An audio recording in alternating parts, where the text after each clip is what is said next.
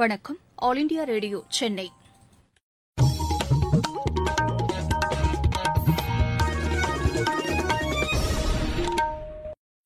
மாநிலச் செய்திகள் வாசிப்பவர் வடிவழகி கபிலன். தலைப்புச் செய்திகள்: புயல் மழையால் பாதிக்கப்பட்ட கடலூர் மாவட்டத்தின் பல்வேறு பகுதிகளில் முதலமைச்சர் திரு எடப்பாடி பழனிசாமி இன்று ஆய்வு மேற்கொண்டுள்ளார். தமிழகத்தில் புயல் மழை பாதிப்பு குறித்து ஆய்வு செய்த மத்தியக் குழுவினர் முதலமைச்சரை சந்தித்த பின் இன்று புதுதில்லி புறப்பட்டுச் சென்றனர்.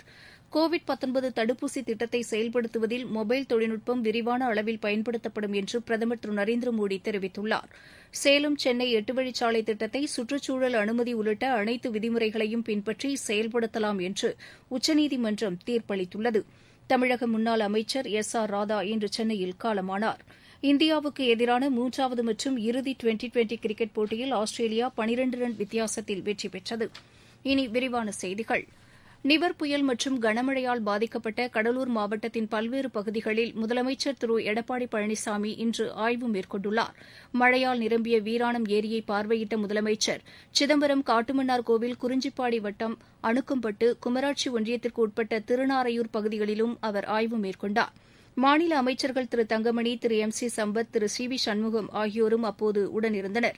இதனைத் தொடர்ந்து நாளை நாகை மற்றும் திருவாரூர் மாவட்டங்களிலும் புயல் மழையால் பாதிக்கப்பட்ட பகுதிகளை முதலமைச்சர் பார்வையிடவுள்ளார். நாகை மற்றும் மயிலாடுதுறை மாவட்டங்களில் புயலால் பாதிக்கப்பட்ட பகுதிகளை மாநில மக்கள் நல்வாழ்வுத்துறை அமைச்சர் டாக்டர் விஜயபாஸ்கர் இன்று ஆய்வு செய்தார். இப்பகுதிகளில் ஏற்பட்ட பாதிப்புகள் குறித்தும் விவசாயிகள் விடுத்துள்ள கோரிக்கைகள் குறித்தும் முதலமைச்சரிடம் தெரிவிக்கப்படும் என்று அவர் கூறினார். இங்கே விவசாயிகளுடைய அந்த பயிர்கள் எல்லாம் தண்ணீரில் தொடர்ந்து மூழ்கி இருக்கிறது. அது விவசாயத்துறை அதிகாரிகள் எல்லாம் எடுத்து சொன்னாங்க. இந்த மாண்புமிகு விவசாயத்துறை அமைச்சரையும் பேசியிருக்கிறோம். அதே போல மாண்புமிகு முதலமைச்சரையும் சொல்லி இந்த பகுதியிலே நீங்க இன்னும் பார்த்தீங்கன்னா இந்த ஐயனார் என்று சொல்லக்கூடிய வெட்டாரில் ஒரு 400 கியூசெக்ஸ் போகக்கூடிய அந்த தண்ணீர் பார்த்தீங்கன்னா இப்போ 3000 கியூசெக்ஸ் போயிட்டு இருக்கு. ஸோ தொடர்ந்து தண்ணீர் குறைவதற்குண்டான அந்த வாய்ப்பு இல்லாத காரணத்தால பயிர்கள் கூடுதலாக பாதிப்பு ஏற்படும் என்று இந்த விவசாயிகள் ரொம்ப அவங்க உருக்கமா அரசுக்கு தங்களுடைய கருத்தை சொல்றாங்க. விவசாயிகளுடைய இந்த உணர்வை நிச்சயமா நாங்கள் முதலமைச்சருடைய கவனத்தை சொல்லுவோம். இது பாதிக்கப்பட்ட அனைத்து விவசாயிகளுக்கும் வேளாண்மை துறை மூலமாக உரிய கணக்கில் ஏற்பட்டு அவர்கள் எதிர்பார்க்கின்ற உரிய நிவாரணங்கள் வழங்குவதற்கு அரசு ஆவணம் செய்யும் என்பதை நேரில் அன்போடு தெரிவிச்சுக்கிறோம். புயல் வெள்ளத்தால் பாதிக்கப்பட்டுள்ள சவாலான நேரத்திலும் கோவிட் பரவலை தடுக்க மருத்துவ பரிசோதனைகள் முகாம்களில் மேற்கொள்ளப்பட்டு வருவதாக டாக்டர் விஜயபாஸ்கர் தெரிவித்தார்.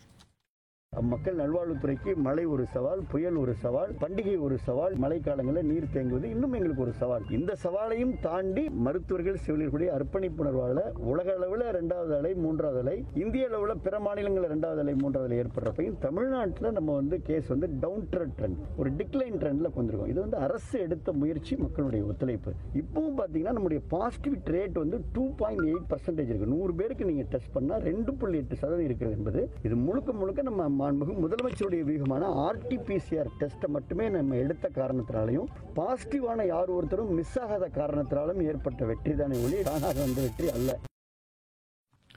தமிழகத்தில் கடந்த 2 நாட்களாக புயல் மழையால் பாதிக்கப்பட்ட பகுதிகளை ஆய்வு செய்த மத்திய குழுவினர் இன்று காலை சென்னை தலைமைச் செயலகத்தில் முதலமைச்சர் திரு எடப்பாடி பழனிசாமியை சந்தித்து ஆலோசனை நடத்தினர். மத்திய உள்துறை இணைச் செயலர் திரு அசுதோஷ் அக்னிஹோத்ரி தலைமையிலான இக்குழுவினர் 2 குழுக்களாக பிரிந்து கடந்த 2 நாட்களாக சென்னை, செங்கல்பட்டு, காஞ்சிபுரம், விழுப்புரம், கடலூர், திருவள்ளூர், வேலூர், திருப்பத்தூர் உள்ளிட்ட மாவட்டங்களில் ஆய்வு செய்தனர். இன்று மாலை தில்லி புறப்பட்ட இக்குழுவினர் சேத மதிப்பீடு குறித்த அறிக்கையை மத்திய அரசிடம் சமர்ப்பிக்க உள்ளனர். மொபைல் தொழில்நுட்பத்தின் வளர்ச்சியால் நாட்டில் மின்னணு தகவல் சேவை மேம்பட்டிருப்பதாக பிரதமர் திரு நரேந்திர மோடி தெரிவித்துள்ளார். புதுதில்லியில் இன்று இந்திய மொபைல் மாநாட்டில் காணொலி வாயிலாக உரையாற்றிய பிரதமர் கோவிட் இடர்பாட்டு காலத்தில் அரசின் உதவிகள் ஏழை எளிய மக்களை உடனடியாக சென்று சேர்வதற்கு மொபைல் தொழில்நுட்பம் பெரிய அளவில் துணை புரிந்ததாக கூறினார். உலகின் மிகப்பெரிய கோவிட் தடுப்பூசி திட்டத்தை நாட்டில் செயல்படுத்துவதற்கும் மொபைல் கைபேசி தொழில்நுட்பம் விரிவான அளவில் பயன்படுத்தப்படும் என்றும் அவர் தெரிவித்தார். இந்த தொழில்நுட்பத்தை பயன்படுத்தி கோடிக்கணக்கான மக்கள் பணமில்லா பரிவர்த்தனை மேற்கொண்டு வருவதாகவும் அவர் கூறினார். தொலைத்தொடர்பு உபகரணங்கள், அதன் வடிவமைப்பு மற்றும் உற்பத்தியில் இந்தியா விரைவான வளர்ச்சி கண்டு வருவதாகவும் உலகின் தொலைத்தொடர்பு உற்பத்தி மையமாக இந்தியாவை உயர்த்துவதற்கு பாடுபட வேண்டும் என்றும் அவர் கேட்டுக் கொண்டார். செல்போன் உற்பத்தியில் இந்தியா வெற்றி கண்டிருப்பதாக குறிப்பிட்ட பிரதமர் இந்த துறையில் நேரடி முதலீடு செய்ய பல நாடுகள் ஆர்வம் கொண்டிருப்பதாகவும் தெரிவித்தார். தொலைத்தொடர்புத் துறையை ஊக்குவிக்கும் வகையில் உற்பத்தி சார்ந்த சலுகை திட்டத்தை இந்தியா செயல்படுத்தி வருவதாகவும் அவர் கூறினார். இன்னும் 3 ஆண்டுகளில் அனைத்து கிராமங்களுக்கும் அதிவேக கண்ணாடி இழை தொலைத்தொடர்பு வசதி கிடைப்பதற்கு மத்திய அரசு அனைத்து முயற்சிகளையும் மேற்கொண்டு வருவதாக பிரதமர் திரு நரேந்திர மோடி தெரிவித்தார். நீங்கள் கேட்டுக் கொண்டிருப்பது ஆல் இண்டியா ரேடியோவின் மாநில செய்தி அறிக்கை. கோவிட்-19ற்கு எதிரான போரில் நமக்கான 3 கவசங்கள். முகக்கவசம் அணிவோம், தனிநபர் இடைவெளியை கடைபிடிப்போம், கை மற்றும் முக சுத்தம் பராமரிப்போம். சேலம் சென்னை 8 வழிச்சாலை திட்டத்தை சுற்றுச்சூழல் முன் அனுமதி உள்ளிட்ட அனைத்து விதிமுறைகளையும் பின்பற்றி செயல்படுத்தலாம் என்று உச்சநீதிமன்றம் தீர்ப்பளித்துள்ளது. இந்த திட்டத்திற்கு சென்னை உயர்நீதிமன்றம் விதித்த தடையை எதிர்த்து மேல்முறையீடு செய்த வழக்கில் இன்று தீர்ப்பளித்த நீதிபதி திரு கன்வில்கர் தலைமையிலான பெஞ்ச் சேலம் சென்னை 8 வழிச்சாலை திட்டத்திற்கு நிலம் கையகப்படுத்தியது, பெயர் மாற்றம் செய்தது போன்ற முறைகளில் தவறுகள் இருப்பதாக சுட்டிக்காட்டியுள்ளது. சென்னை உயர்நீதிமன்றம் இந்த வழக்கில் அளித்த தீர்ப்பின் அடிப்படையில் கையகப்படுத்தப்பட்ட நிலத்தை மீண்டும் உரிமையாளர்கள் பெயருக்கு மாற்றித்தர வேண்டும் என்று உச்சநீதிமன்றம் கூறியுள்ளது. சுற்றுச்சூழல் முன் அனுமதி உள்ளிட்ட அனைத்து விதிமுறைகளையும் பின்பற்றி புதிதாக அறிவிப்பாணை வெளியிட்டு 8 வழிச்சாலை திட்டத்தை தொடரலாம் என்றும் உச்சநீதிமன்ற தீர்ப்பில் கூறப்பட்டுள்ளது. மாநில முன்னாள் அமைச்சர் ஆர் ராதா சென்னையில் இன்று காலமானார். அவருக்கு வயது 86. உடல்நலக்குறைவு காரணமாக மருத்துவமனையில் அவர் அனுமதிக்கப்பட்டிருந்தார். மறைந்த முன்னாள் முதலமைச்சர் எம்ஜிஆர் அமைச்சரவையில் கைத்தறி மற்றும் வீட்டு வசதித்துறை அமைச்சராக அவர் பதவி வகித்துள்ளார். ஆர் ராதா மறைவுக்கு முதலமைச்சர் திரு எடப்பாடி பழனிசாமி, துணை முதலமைச்சர் திரு ஓ பன்னீர்செல்வம், திமுக தலைவர் திரு மு க ஸ்டாலின், இந்திய கம்யூனிஸ்ட் கட்சியின் மாநில செயலாளர் திரு இரா முத்தரசன் உள்ளிட்டோர் இரங்கல் தெரிவித்துள்ளனா். மத்திய அரசு கொண்டு வந்துள்ள புதிய வேளாண் சட்டங்கள் தங்கள் விளைபொருட்களுக்கு இடைத்தரகர் தலையீடு இன்றி நல்ல விலை பெறுவதற்கான சூழ்நிலையை ஏற்படுத்தி தந்துள்ளதாக நாமக்கல் மாவட்ட விவசாயிகள் வரவேற்பு தெரிவித்துள்ளனர். என் பேர் பி செங்கோட்டைவேலு. நாட்டாமரம் அம்பாளையத்தில் விவசாயம் பண்ணிட்டு இருக்கிறேன். மத்திய அரசு கொண்டு வந்துள்ள 3 சட்டமும் நல்ல விவசாயிக்கு தேவைப்பட்ட சட்டம் தான். நம்ம விளைவிக்க பொருளை நாமளே நம்ம சௌரியத்துக்கு விற்கிற மாதிரி சட்டம் இருக்கு.